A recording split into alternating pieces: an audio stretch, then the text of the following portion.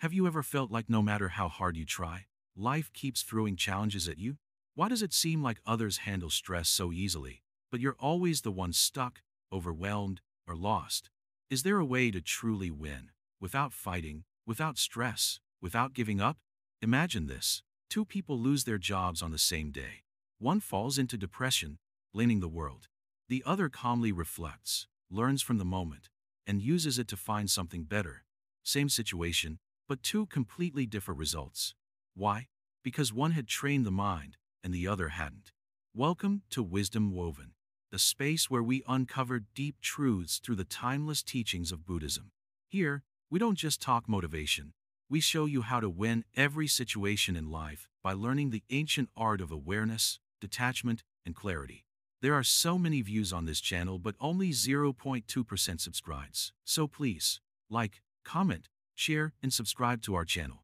If these words make you pause, reflect, or feel understood, then you're in the right place. In Buddhism, winning doesn't mean beating others. It means mastering your mind. Life isn't about control, it's about harmony. The Buddha didn't run from suffering. He looked it in the eye, understood it, and walked past it. This is your chance to do the same. We all face anger, fear, jealousy, and pressure. These are not signs of weakness. They are signs that you're alive, aware, and ready to grow. But if you don't learn how to respond with calmness, these emotions will use you. And then, life feels like a never-ending fight. Through this series, you'll learn how to find space inside the chaos, how to breathe when everything seems tight, and how to rise when it feels like everything is falling. Simple steps, honest reflections, and ancient wisdom that still works today. Because winning isn't about power, it's about peace. And peace starts with presence. Are you ready to begin? Understanding the nature of conflict and challenge. Sit with me for a while, and let us talk, heart to heart, soul to soul. You see, people often come to me with tired eyes and heavy hearts. They say, "Master, why is life so difficult? Why are there always problems? Why can't I live in peace?" And I smile gently, not because I don't understand their pain, but because I do, more than they can imagine. So let me tell you something simple, but powerful. Life is not a straight path. It is full of ups and downs, just like the mountains and valleys. And those mountains? They are your challenges.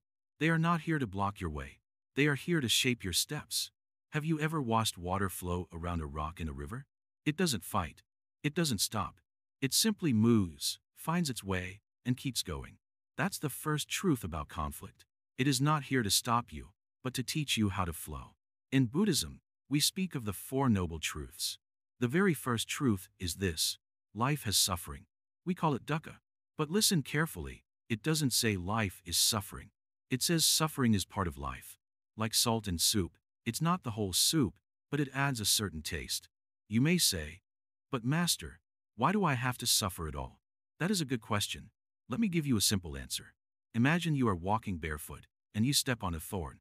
That pain tells you something. It tells you to stop, to look, to remove the thorn. Without pain, you would keep bleeding without knowing. Suffering is like that. It wakes you up. So, every conflict, every challenge, every uncomfortable situation in your life, it's not there to destroy you. It's there to wake you up, to shake you gently, or sometimes strongly, so you can grow. But here's the problem. Most people resist the shake. When life pushes, they push back harder. They say, "Why me? Why now? This isn't fair." But the more they fight, the more tired they become. They end up battling their own shadows. You don't have to be like that. Instead, look at conflict as a message. A kind of letter from life that says, something needs your attention. Maybe it's your anger. Maybe your attachment. Maybe your fear. Maybe you are too stuck in your way of thinking. I once knew a young man. He was bright, full of energy, but always angry. One day, he came to me and said, "Everyone is against me. My job, my family, even my friends." I looked at him and said, "What is the common thing in all these problems?" He was quiet. Then he whispered, "Me." That day, he stopped blaming the world and started changing himself. And that's when his real life began. So understand this. Challenge is not personal, it's universal. Even the Buddha faced challenges.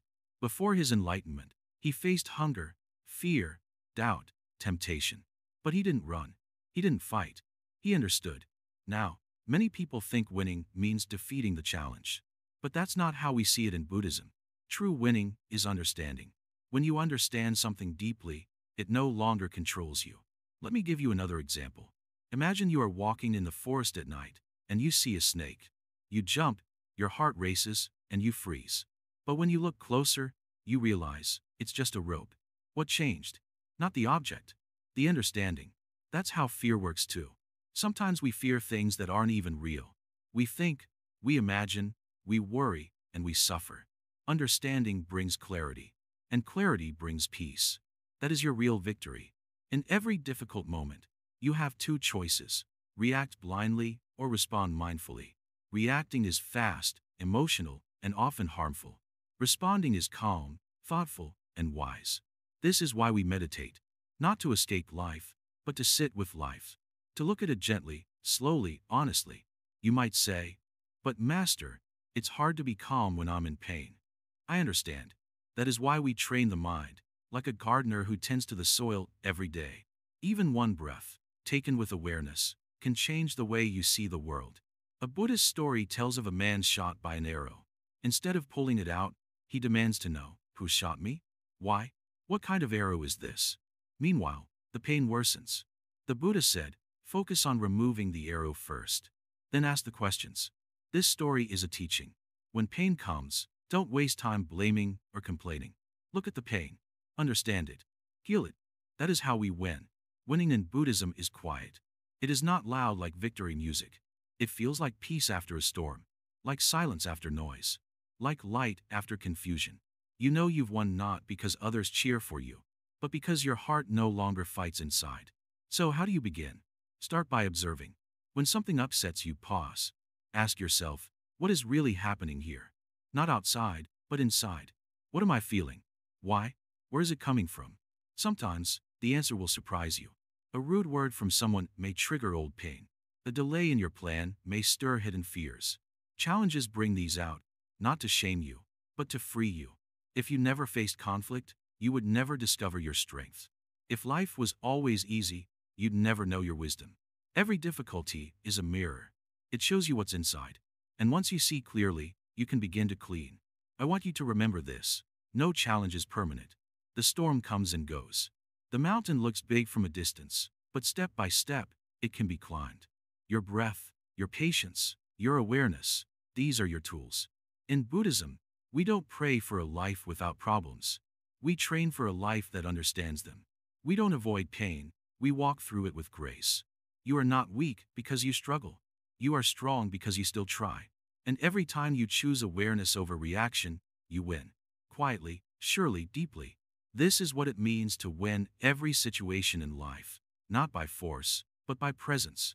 So the next time life feels heavy, stop, breathe, and ask, what is life trying to teach me right now? The answer will come. Maybe not in words, but in peace. That is the way of the Buddha. That is your way too. Shall we continue the journey tomorrow? Winning begins within, mastering the mind. Sit down gently. Take a breath, slowly. Let the world be as it is for a while. Just be here, with me, in this quiet space. People often ask me, "Master, how can I win when everything around me is falling apart?" I look at them, smile, and say, first, you must stop trying to win outside. Win inside first. Then nothing outside can defeat you. Do you see the mountain? It does not chase the wind, and yet it stands strong. The same way, your mind must stop chasing every thought, every noise, every fear. If you want to win in life, you must first understand your mind. Because the mind is the root of victory and defeat. Let me tell you something simple, yet most people forget. Life does not happen to you. It happens through you. Every situation is filtered through your mind. If your mind is cloudy, even the sun looks dull. If your mind is calm, even a storm feels gentle. One student came to me long ago, angry and frustrated. He said, "Master, my boss insults me. My family ignores me. My dreams are dying. I want to win. What should I do?" I gave him a bowl of water and said, "Shake it." He did. The water moved. Then I said, "Now look into it. Can you see your reflection clearly?" He said no. "Wait," I told him. "Let it settle." After a while, the water became still, and his reflection appeared. "That," I said, "is your mind. When you're angry, anxious, a mind that is not trained is like a wild horse. It runs everywhere, gets scared easily, and throws you off when things get tough.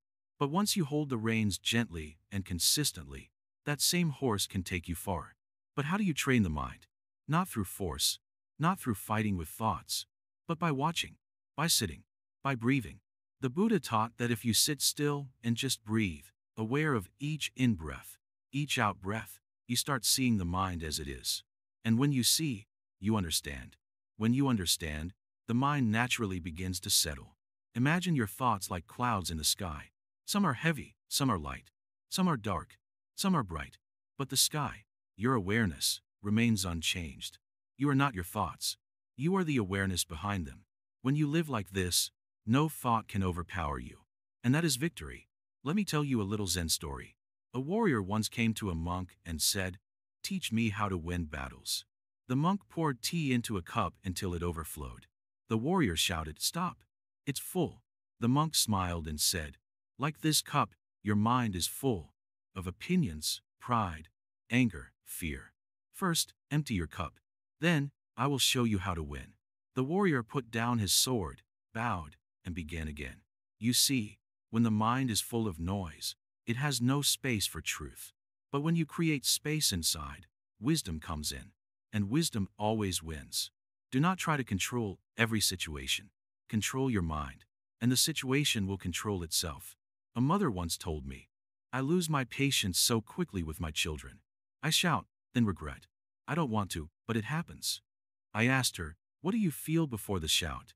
She paused and said, "A tightness, frustration, helplessness." I said, "Good. That is your chance.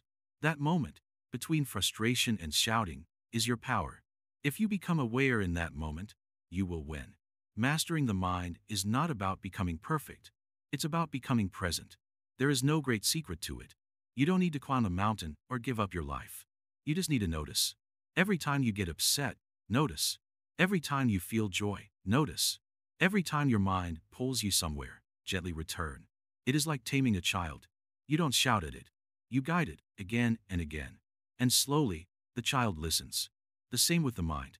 People think success means never falling.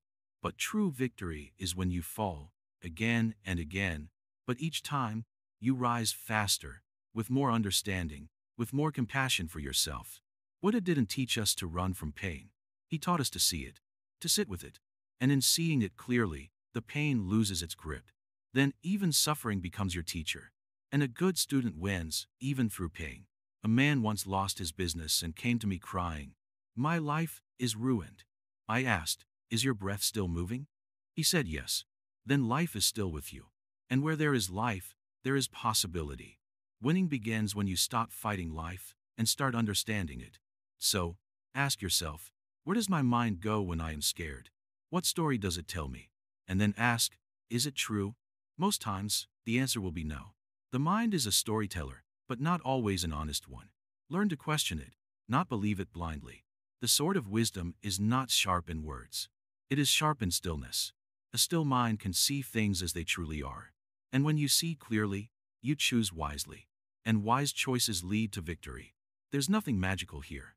You are not broken. You just have never been taught how to work with your own mind. But that time has come. In the middle of anger, take one breath. In the middle of fear, take one breath. In the middle of sadness, take one breath. Each breath is a doorway back to your strength. You don't have to control life. Just learn to control your response. That is real power. And once you have that power, no situation, no person, no challenge can truly defeat you. Because you no longer react, you respond. You don't panic, you observe. You don't break, you bend. Winning doesn't look loud. It looks quiet. It feels like peace. And when you win inside, life outside will slowly start to match that peace. So sit with yourself today, just for a few minutes. Breathe. Watch your thoughts. Smile gently, even if your heart is heavy. You are not lost, you are learning. And remember, my student, the greatest battles are not outside. They are within. But so are the greatest victories. Let the winning begin. The power of right view. See clearly, win wisely. Sit down, my child. Let the noise settle for a moment. The mind is like a muddy pond. Stir it too much, and you cannot see the bottom. But if you let it be, let it settle, slowly, gently, the mud sinks and the water becomes clear.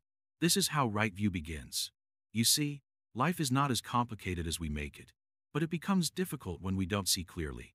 When our eyes are covered in fog, the fog of fear, assumptions, ego, and opinions, we walk blindly, bumping into things, blaming the world. A man once came to me and said, "Master, I have so many problems. I try to fix them, but they just come back." I asked him, "Are you trying to fix what you don't yet understand?" He was silent, and in that silence, he began to see. Right view is not about being positive all the time. No, it is not blind optimism. It's not saying, everything is fine, when it's not. It is simply seeing what is, exactly as it is, without adding extra pain to it. Let me give you an example. Imagine you are walking through a forest. Suddenly, you see a snake on the path. Your heart races, fear grips you, and you jump back. But then, when you look again, closely, you see it is only a rope. The rope never hurt you, but the wrong view did. In life, we do this all the time. We mistake rope for snake. We think someone's silence means they hate us. We assume one failure means we are worthless. We believe the future will be dark because today feels cloudy. But none of these are facts. They are just untrained thoughts. Right view teaches us to pause and ask, is this really true? Or is it just my fear speaking? When the Buddha spoke of right view, samadhi, he was not speaking of religious dogma or beliefs.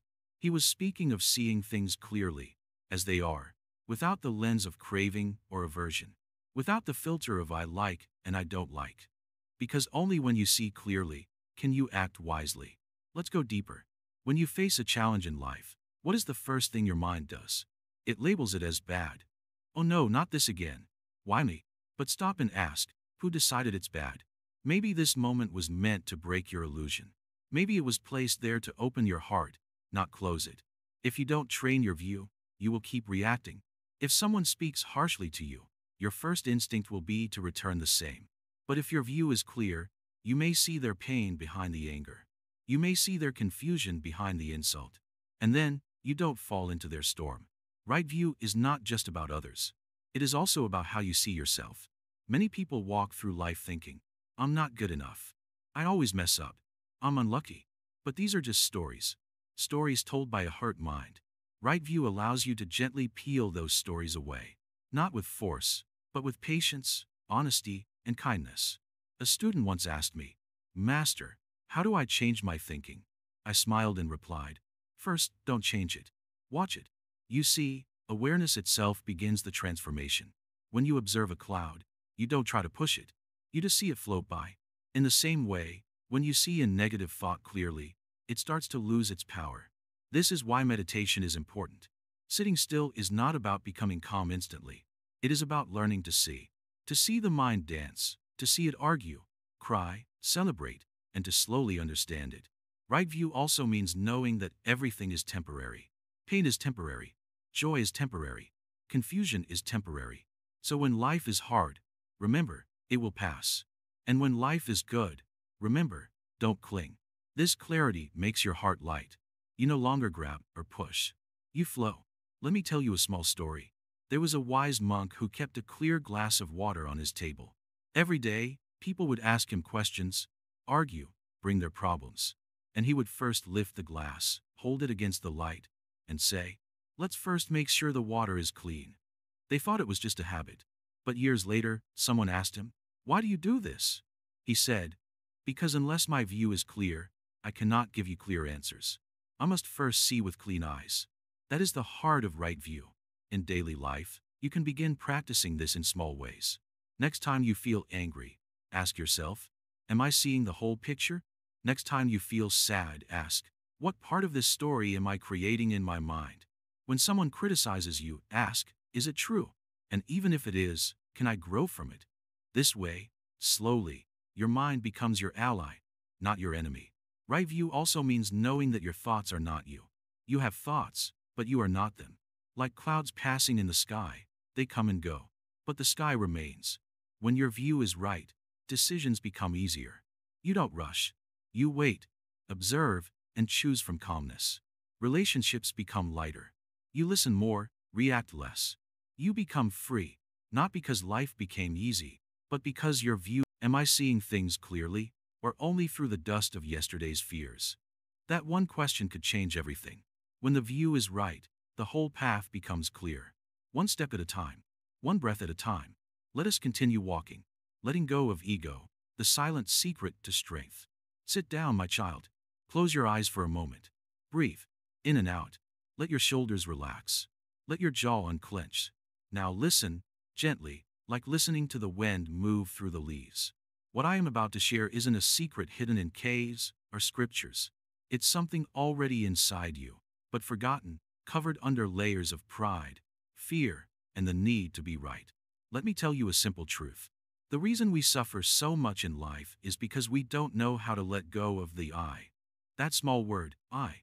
It gets hurt so easily. It wants to be admired. It wants to always win, always be seen, always be respected. And when it doesn't get what it wants, it screams inside us. This, I, is what we call ego. Now, ego is not a villain. It's not your enemy. It's just a confused voice inside that believes you must fight to prove your worth.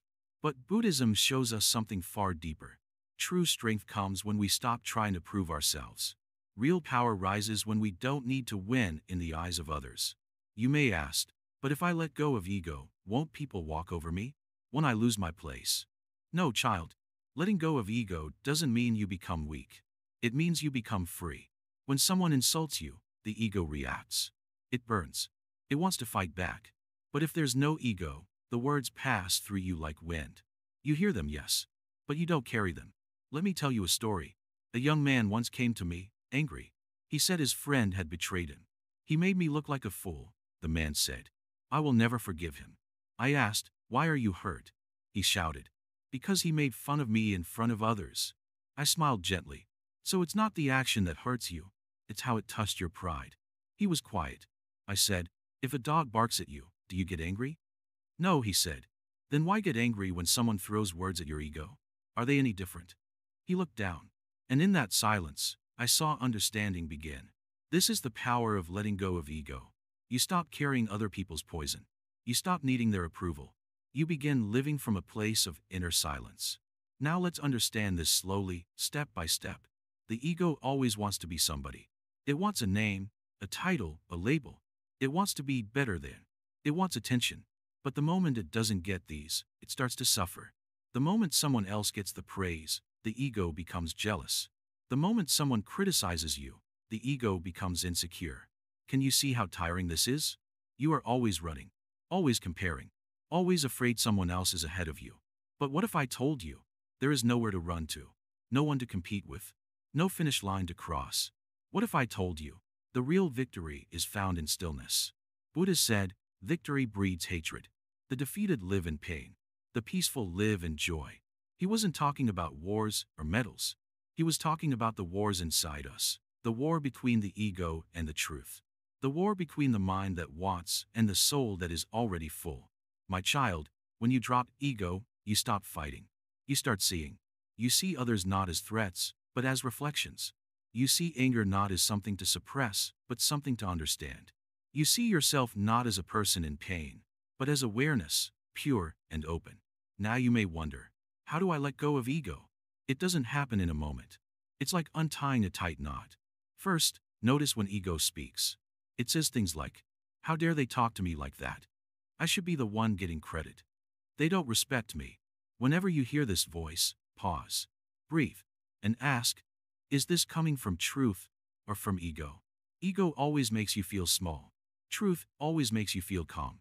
Then, practice humility, not the fake kind, not pretending to be less, but seeing clearly that you are not better than anyone, and no one is better than you. We are all passing through this life, just like clouds passing through the sky. A leaf doesn't compete with another leaf. It just dances in the wind. Can you live like that? Another simple way is to serve. Help others. Give without expecting. When you do this, ego weakens. Because ego wants to receive. But the soul, it wants to give. Start with small things. Let someone else speak. Let someone else have the credit. Smile when others win. Speak less. Listen more. It's hard, yes. But each time you do it, your soul becomes lighter. Your heart grows quieter. And you start seeing life, not through the eyes of fear or pride, but through the eyes of truth. In the teachings of Zen, there is a phrase, empty your cup. It means, come without pride, come without knowing, come without thinking you are better or worse. Just come, open, because only an empty cup can be filled. When you are full of ego, nothing new enters. You stay stuck. But when you are empty, life flows through you. You become a vessel of peace. You become soft, but unbreakable. That is true strength. So, my child, if you want to win every situation in life, not by force, but by peace, then let go of the need to be someone. Drop the image. Drop the pride. Just be real. Real is simple. Real is powerful. And the most real version of you is not the one that fights to win. It is the one that needs no victory at all. That, my child, is the highest victory. Let's sit with this now. Quietly. No words. Just breathe. You are not your name. You are not your title. You are not your story. You are simply here. And that is enough. Chill. Listen. The ego is silent now. Do you feel it? This is where your true strength begins. Patience is power, the Buddhist way to endure and triumph. Sit with me for a while. Let the world outside move fast as it wants. You are here now. Quiet. Still. Breathing. This is the place where patience begins. Not in the noise, not in the rush, not in the demand to fix everything now, but here, in the silence between each breath. Let me tell you something very old, yet forever new. Patience is not waiting. Patience is how you wait. Most people think patience means to sit back and do nothing. But that is not patience. That is resignation. Real patience is full of energy. It's like a deep mountain lake. On the surface, calm and unmoving. But underneath, filled with life, filled with quiet strength. In Buddhism, we call it shanti, the perfection of patience. It's one of the 6 great virtues, the paramithas, that lead to liberation. It is not just enduring delay. It is enduring pain, insult, chaos, and still keeping the heart soft, still keeping the mind unshaken. Now listen closely. Have you ever boiled water for tea? The fire must be low. If it's too high, the tea turns bitter. In the same way, when you lose patience, your actions become rushed, your words harsh, your decisions cloudy. But when patience is alive inside you, your life becomes steeped in wisdom. One day, a disciple came to me and asked, Master, I've been meditating for months and nothing is happening. I feel restless. I want to feel peace now. So I smiled and said, if you plant a seed, do you shout at it every morning asking, why haven't you grown yet? Or do you water it, give it sun, and let it rise when it's ready? Life responds better to kindness than control. Sometimes, the deepest growth is happening when nothing seems to be moving. Just like a tree in winter. No leaves, no fruit, but the roots are spreading beneath the surface. When you feel stuck, remember, you might be growing in secret. Let me give you an example from the Buddha's life. There was a man named Angulimala. He was a killer, feared by all. But one day, he saw the Buddha walking slowly through the forest. He chased him, sword in hand, shouting, Stop, monk! The Buddha kept walking calmly. When Angulimala caught up, he yelled again, Why didn't you stop? And the Buddha replied, I have stopped. It is you who has not. That answer changed Angulimala's heart. Why? Because in that moment, the Buddha used patience, not force. He didn't run, didn't fight. He held his stillness like a sword. And that patience pierced Angulimala deeper than any weapon. Now you may ask, but Master, what if someone hurts me again and again? Should I stay patient forever? No. Patience is not stupidity. It's not weakness. It's wisdom. There's a story of a monk who was insulted by a man every time they met. One day, the monk bowed gently and said, Thank you. The man laughed. Why are you thanking me? I insulted you. The monk replied, You helped me practice patience. Without you, I would never know how far I have come. That's the power of perspective. When you see obstacles as teachers, they stop being enemies. Let's be honest. This world rewards speed. Fast cars, fast answers, fast results. But the soul doesn't move that way. The soul grows slowly, like mountains. The deeper the foundation, the higher it can rise. Patience builds that depth. Sometimes, the person who speaks last speaks the wisest. Sometimes, the one who waits ends up leading all. The calm one doesn't shout, because they already know. Let's look at it another way. Imagine holding a glass of water straight in front of you. It's light at first, but hold it for an hour? Your arm shakes. And when things go wrong, because they will, patience is the bridge between failure and peace. It's the space where healing happens. Not instantly, but slowly, deeply, completely. When you're misunderstood, be patient. Truth doesn't need defense. It reveals itself in time. When your dreams delay, be patient. Life might be preparing something greater. When you fall, be patient. Even the Buddha stumbled before he awakened. Now ask yourself quietly, where in your life are you rushing? What are you forcing that needs to unfold? Who are you angry with when you could instead choose stillness? Take a moment. Breathe. Really breathe. You don't have to fix everything today. You don't have to be ahead. You just have to be here, fully, gently, patiently. You know, we often think winning means speed, success, and shining moments. But the quiet ones, the patient ones, they win in ways the world cannot see. They win in their hearts. They win in their peace. And that peace cannot be stolen. In meditation, we don't force the mind to stop. We sit, we breathe, we let go. Over and over. That is patience, not a tool, a way of life. So next time you feel frustration rise, remember, you are not the emotion. You are the one who sees it. And the one who sees has the power to pause. This is how you win, not by rushing, not by yelling, not by grasping, but by softening, waiting, and trusting the process. There will be pain. There will be setbacks. But with patience, you won't break. You'll bend like bamboo. Strong, steady, silent. When all else fails, breathe again. You are not behind. You are not lost. You are exactly where you need to be. And when you walk with patience, every step becomes a victory. Stay here for a moment longer. Let it sink in. This is your reminder. The strongest power is calm. And the calmest heart wins every time. Right speech, right action, winning through integrity. Come, sit here. Let the world slow down for a while. You've listened deeply so far. You've seen how the mind moves, how emotions rise and fall, and how silence can be more powerful than noise. But now we must speak. We must walk.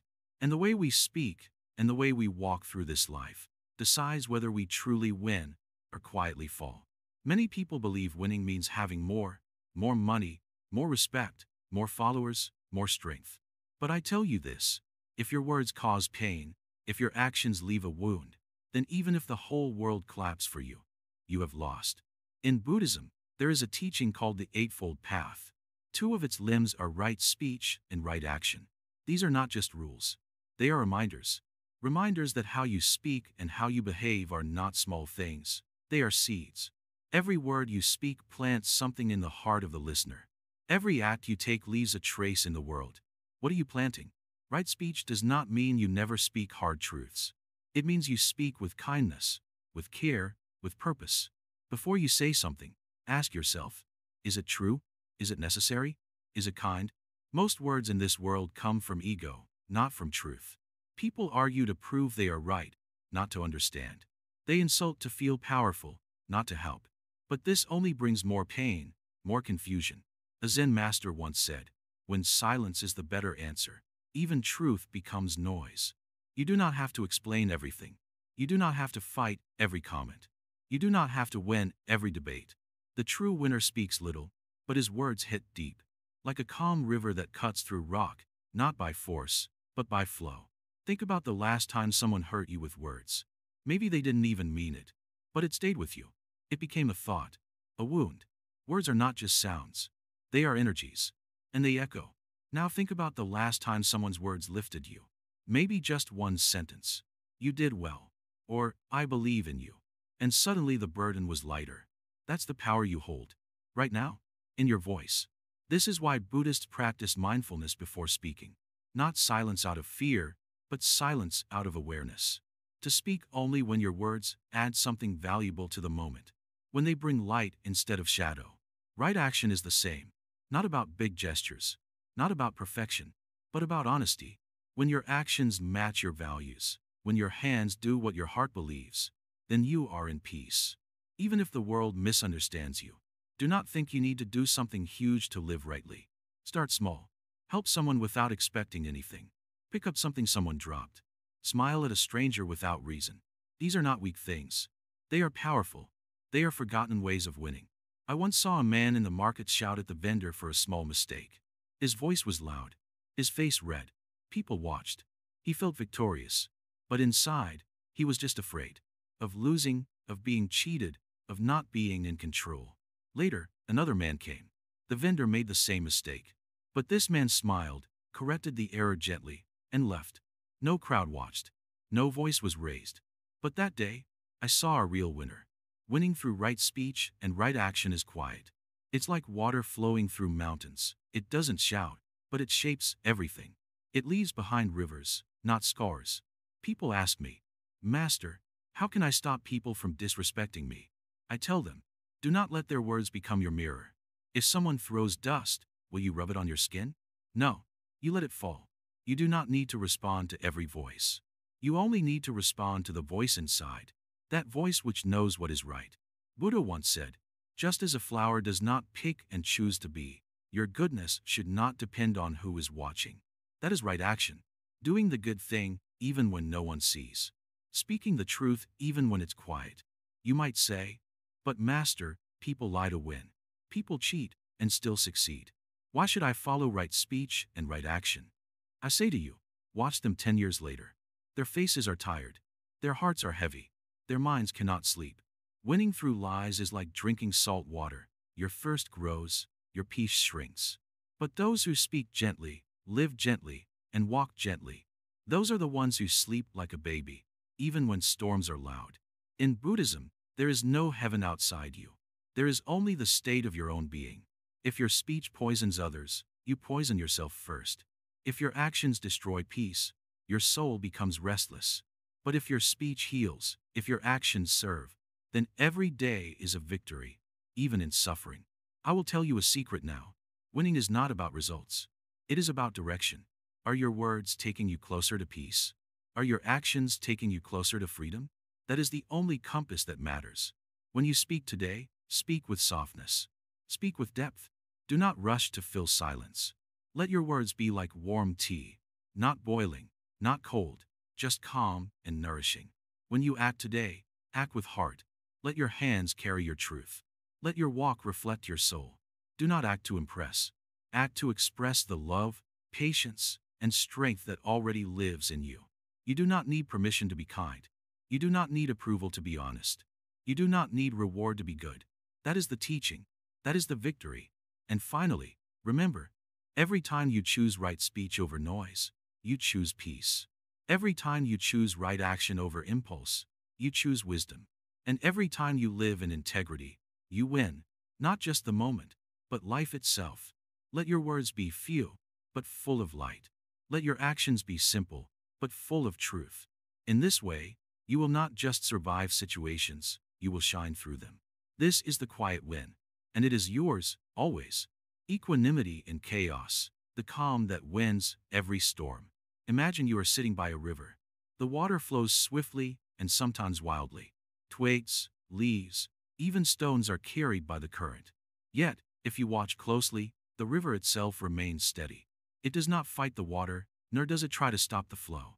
It simply allows the river to be as it is, and in this calm acceptance, it flows effortlessly. Life is like this river.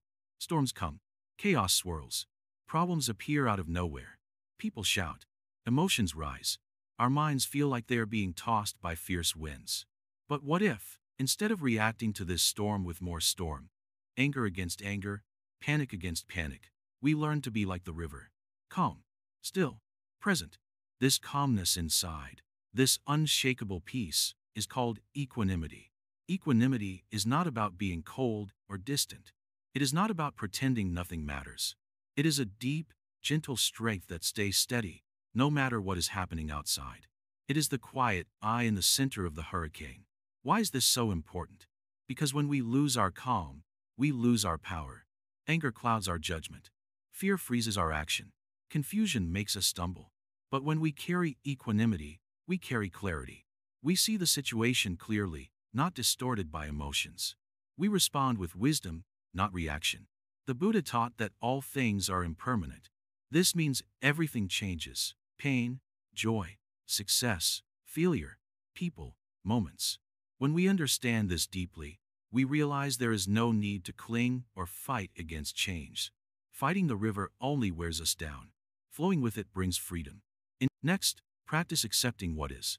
Acceptance does not mean approval. It means recognizing reality clearly. If someone speaks harshly, do not immediately react with harshness. See their words as just words. Feel your emotions, but do not let them rule you. Like a calm lake, your mind reflects what is without becoming stirred. This is not easy at first. The mind is trained to react quickly. But like any skill, it grows with patience and practice.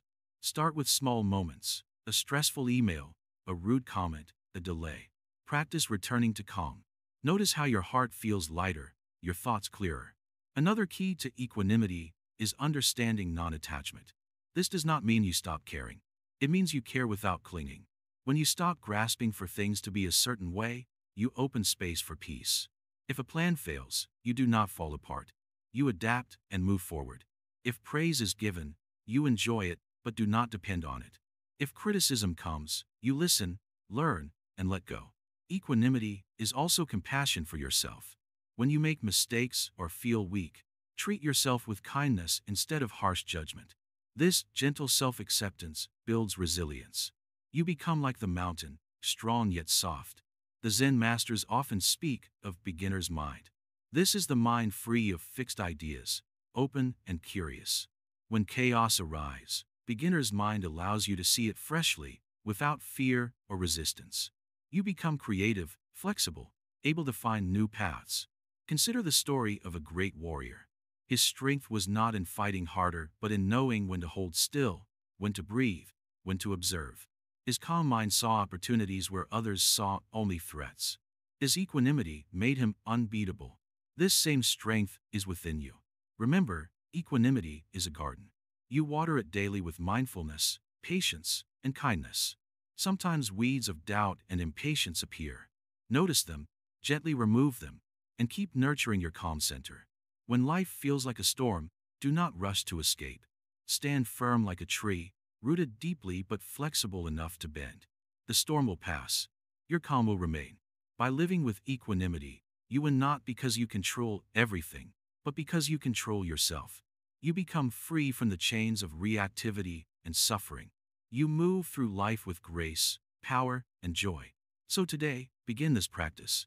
In the next moment of chaos, pause. Breathe deeply. Find your stillness. Let the river flow through you. And know this, in the calm, you will always win. Compassion as a strategy, softness that shatters stone. Sit down for a moment. Let your breath settle like dust falling to the ground. Let today's worries rest beside you, just for a while. We are going to talk about something that looks soft, but is stronger than iron. Something people often overlook, but those who master it win every battle without fighting. That something is compassion. Now, you might be thinking, how can being soft, kind, or understanding help me win in life? Especially when people are rude, when the world feels unfair, when others take advantage of goodness. Isn't compassion just a way to get stepped on? No, my friend. That is a misunderstanding. Let me tell you a story. In a village far away, a young boy was always angry. He thought that shouting louder, pushing harder, and forcing his way through life was the only way to survive. But he noticed something strange. His grandmother, who was soft-spoken and never raised her voice, always got more respect. People listened to her. They came to her for advice. And when something went wrong, they trusted her over anyone else. The boy asked, "Why do they listen to you and not me? I shout. I demand. I take." She smiled gently and replied, "Because I give." He didn't understand then, but you will now. In Buddhism, compassion, karu, is not weakness. It is not about saying yes to everything or letting people walk over you. Compassion is the strength to understand suffering, both your own and others, and to respond with clarity, not anger. It is the wisdom to see someone's pain even when they hurt you, and not add more fire to the flames. Let me ask you, what do you usually do when someone insults you? Most people react instantly. They defend, attack back, or shut down. But what happens if, instead of reacting, you pause? You see the person in front of you not as an enemy, but as a human being in pain, lost in their own struggle. That moment of pause, that gentle space, that is compassion. And in that space, you become powerful. Because now, You are not trapped in their storm. You stepped out of the game. You can speak wisely, not wildly. You can decide your next move with calmness. That's winning. Let's take another example. Imagine someone cuts in front of you in traffic. Your first reaction? Maybe anger. You want to honk, yell, or glare. But what if you paused and thought, maybe their child is sick in the back seat. Maybe they're rushing to a hospital. Maybe they just lost a loved one. Or maybe they're just like you, overwhelmed. Compassion gives you choices. Reacting in anger gives you only one, more suffering. And this doesn't mean you never set boundaries. A compassionate person can still say no, but they say it without hate. They walk away without burning bridges. They speak firmly without shouting. They let others know their truth, but they do it from a place of understanding, not ego. One of the greatest Zen masters once said, "Water is soft, but it can cut through rock." This is the lesson of compassion. It flows, it bends, it nourishes, but it never loses its power. The world may resist it at first, but in the end, it changes everything. So how do you practice this in daily life? Start small. When someone is rude, try not to snap back. Try to look into their eyes instead of their words. Breathe deeply before answering. Imagine the hurt behind their anger. This doesn't make you foolish, it makes you free. When someone in your family is going through something, don't rush to fix them. Just sit with them. Listen. Say, "I'm here." This small act, it changes people. More than advice. More than solutions. And when you make a mistake, be compassionate toward yourself too. This is important. Many people are kind to others but cruel to themselves. They punish themselves with guilt, shame, harsh thoughts. But Buddhism teaches that true compassion begins inside. Forgive yourself. Learn from your past, but don't keep dragging it into the present like a heavy sack on your back. You cannot offer warmth to others if your own heart is frozen. Remember this always. Compassion is clarity in action. When your mind is kind, your decisions become wise. When your heart is open, your path becomes clear. People will trust you, not because you're the loudest, but because you're the calmest. And trust wins wars, builds bridges, opens doors. Do you want to influence people? Be compassionate. Do you want to heal relationships? Be compassionate. Do you want peace of mind, even in pain? Be compassionate. You see, compassion is not about being right, it's about being real. And in a world full of masks, your truth is your greatest weapon. A kind word disarms anger. A listening ear dissolves resistance. A soft answer turns away wrath. Even in the business world, leaders who show empathy earn more loyalty.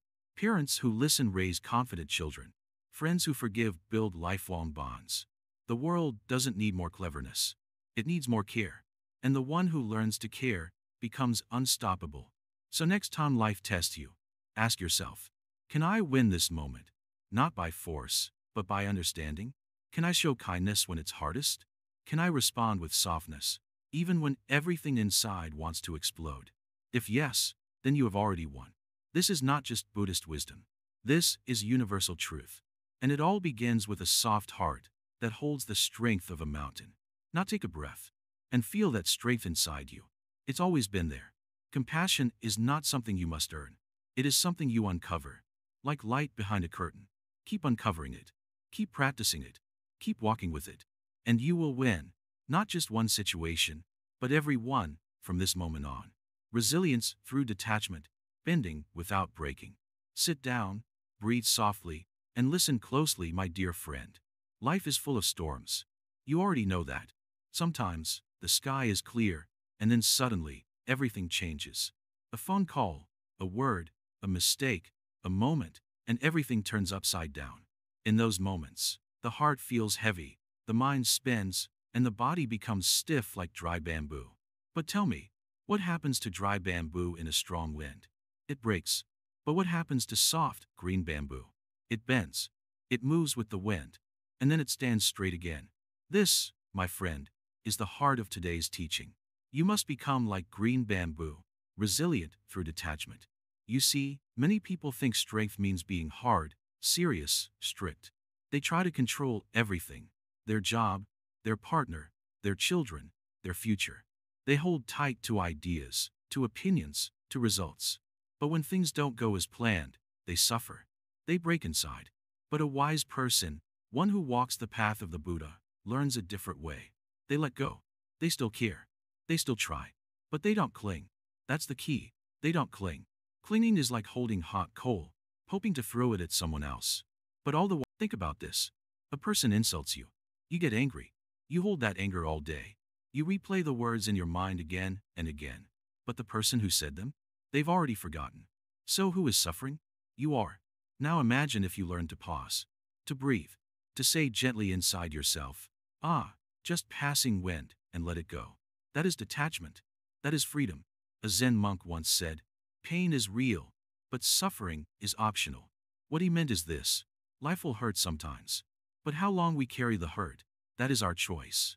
And we make that choice through detachment. Detachment gives you space, and space gives you clarity.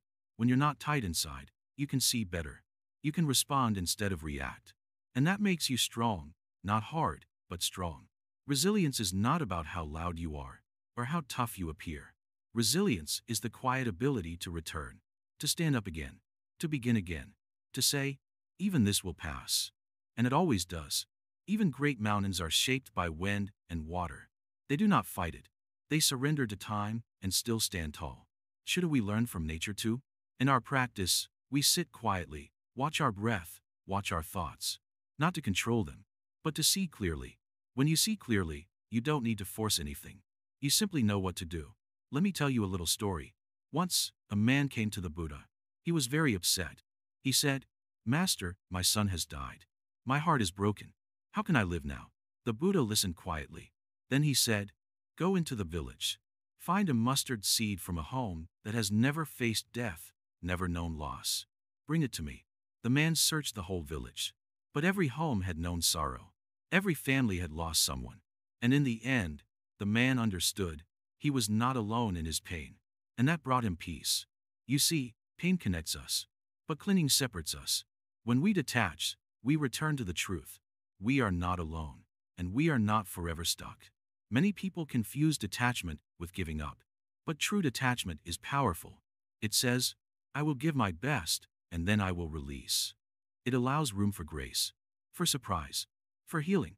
A tree that bends in the wind is not weak. It is wise. And that's what I want for you. When you practice detachment, you also stop depending on outcomes for your happiness.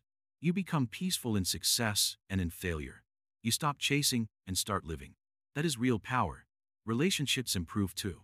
When you stop trying to fix others or control them, you start listening.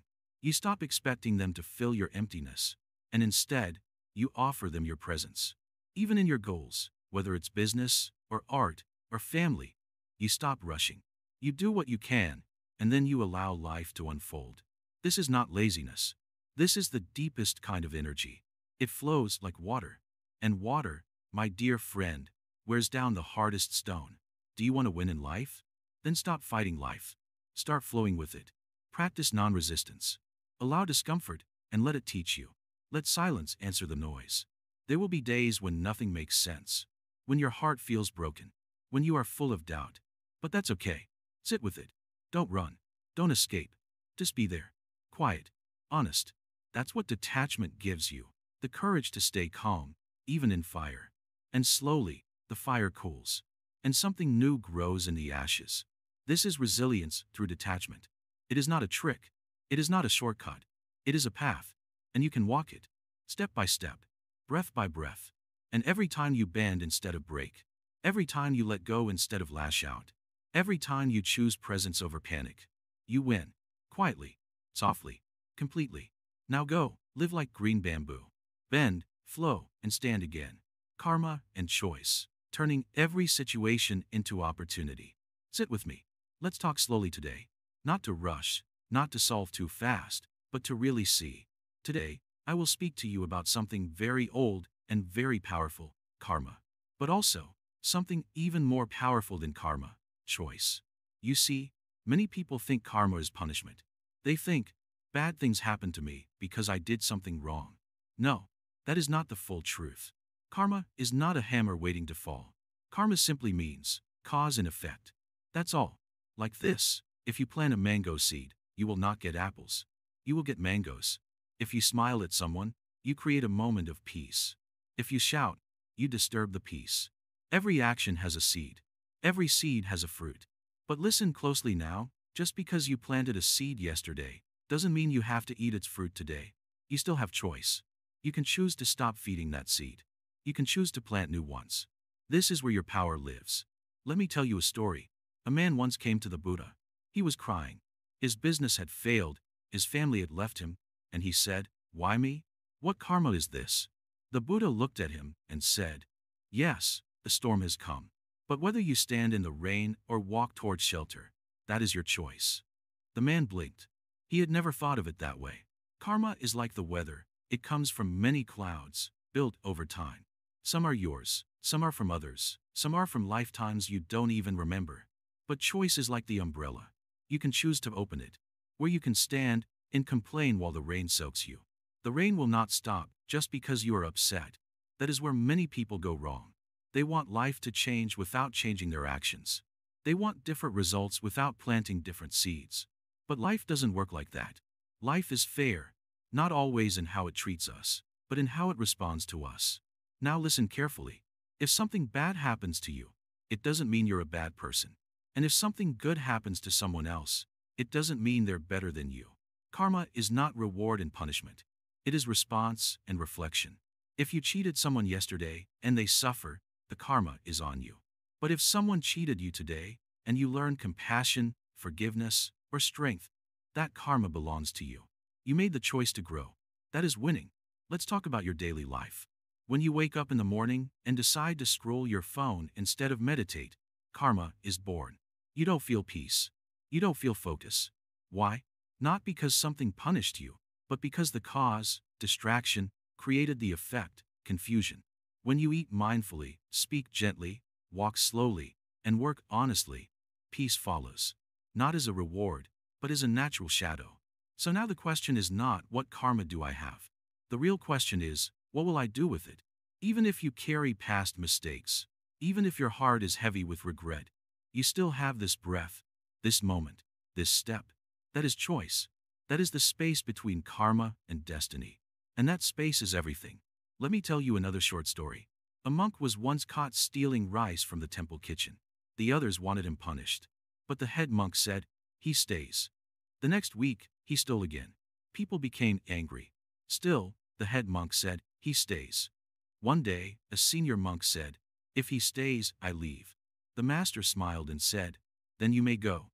I can teach the honest how to meditate. But I must teach him how not to steal." This is karma and choice in action. The thief had karma, but the master gave him choice. The option to stay, to change, to learn. If someone gives you this choice in life, respect it. If life itself gives you this choice, use it. Most people are sleepwalking. They react. They shout. They blame. That is how karma keeps repeating. But a mindful person responds. They pause. They breathe. They reflect. That is how karma becomes learning. That is how the same painful moment becomes the doorway to peace. If someone insults you, you can react with anger. Karma will return with more conflict. Or you can respond with silence or understanding.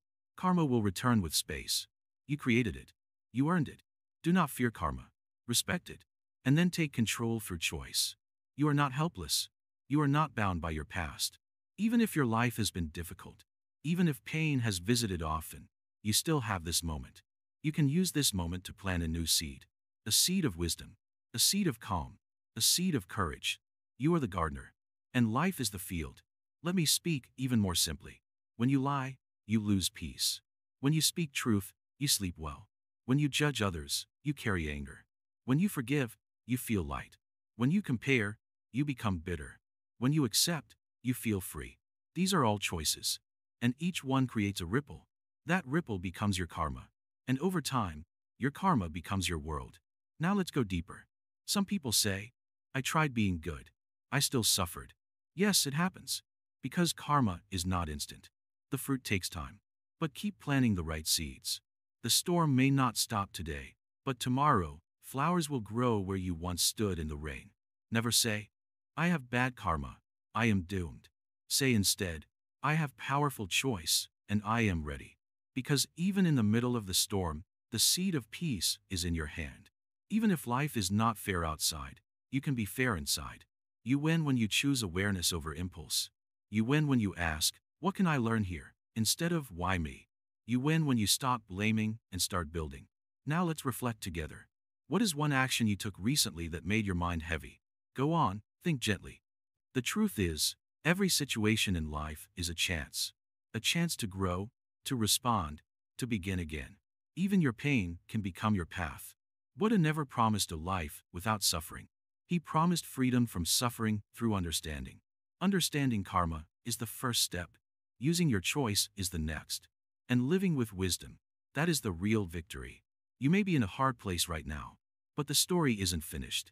You are not the page, you are the one turning it.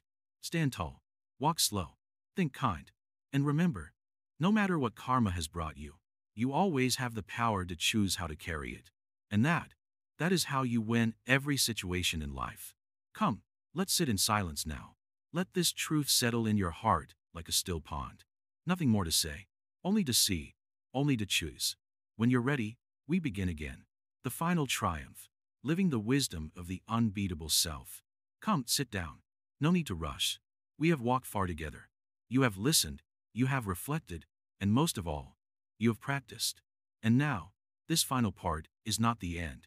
No, it is the beginning of something much greater. Your true life, lived in the light of wisdom. Let me tell you something simple, yet easily forgotten.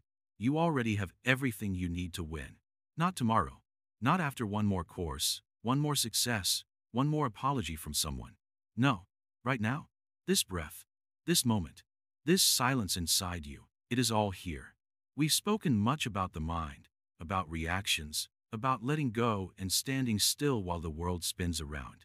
But now, it is time to live it, not as an idea, but as your natural way. Let me remind you, to win every situation in life doesn't mean you will never fall again. You will. It doesn't mean people will always treat you kindly. They won't. It doesn't mean your mind won't sometimes go back to fear, anger, or sadness. It will. But you will no longer belong to those things. That is the true victory. It's like this. When a storm hits a mountain, does the mountain cry? Does it run? No. It stands. It bends with the wind, but it never forgets what it is. A mountain. That is now you. Strong, silent, present, grounded. You will still feel everything, but now you will know what to do.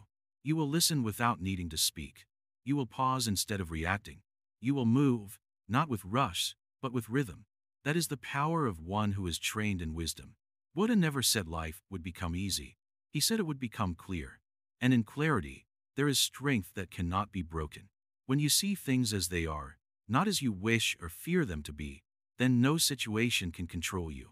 And still, even with this wisdom, you will live humbly, quietly. You won't need to prove anything. You will smile, not because everything is perfect, but because you are no longer waiting for perfection. You are free. You may ask, Master, how will I know I've won? The answer is simple. You will feel light, even when things are heavy. You will not argue with life. You will walk through pain without asking, why me? And most importantly, you will forgive yourself, others, the past. That is the greatest victory. Let me leave you with one more story. A monk once asked a Zen master, what is the meaning of life? The master pointed to a tree. See that, he said. It just stands. It takes sun. It takes rain. It loses leaves. It grows again. It doesn't try to be anything else. That is enough. So live like the tree. Strong. Still. Alive. Not perfect, but deeply rooted in what is. And when the mind begins to run again, because it will, just come back to this breath, this moment, this stillness. You are not your thoughts. You are the one who sees them. Winning is not a single act. It is a daily returning. It's okay if others don't understand your peace. It's okay if they still chase things that bring more noise. That is their journey. Your path is to walk gently, wisely, like the Buddha in a busy market. Never rushed, never disturbed. Let go of control. Let go of needing to be right. Let go of needing recognition. These things are weights. You are no longer carrying them. Now, move through life like water, soft, but unstoppable. You will win, because you do not fight. You do not resist the river. You become the river. One last thing before we finish. There are so many views on this channel, but only 0.2% subscribed. If this journey helped you, even just one word, one pause, one lesson, then please, like, comment, Share and subscribe to Wisdom Woven. It helps this wisdom reach those who are still searching in the dark. You are not alone anymore. You never were. Now stand up, breathe in, smile softly, and walk forward, not as someone trying to win life, but as someone who has already won, just by waking up. This is the final triumph. Not shouting, not shining, just standing, still, aware, and free. Now go.